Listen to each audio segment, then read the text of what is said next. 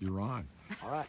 Hi, everyone. I'm Clint. I'm a volunteer with Grand Canyon National Park. I've worked as a park ranger in a number of places across the country, but this is definitely one of the most exciting.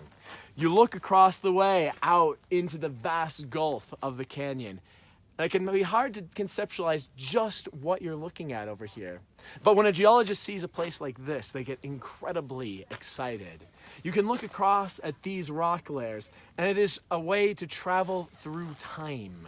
When you look all the way down at the bottom, you see about 1,500 feet of tough, gnarled, metamorphic rock that was formed during Earth's violent volcanic past.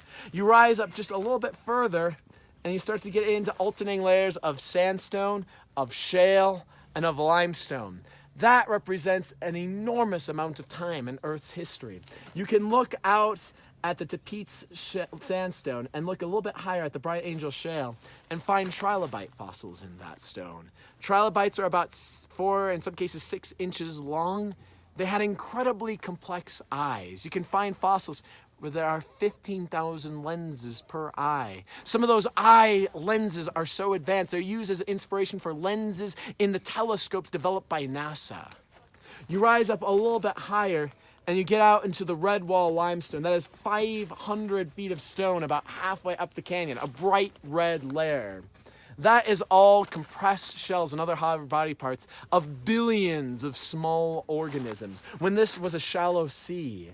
Limestone dissolves underwater, so you actually find at least 1,000 caves in that limestone layer.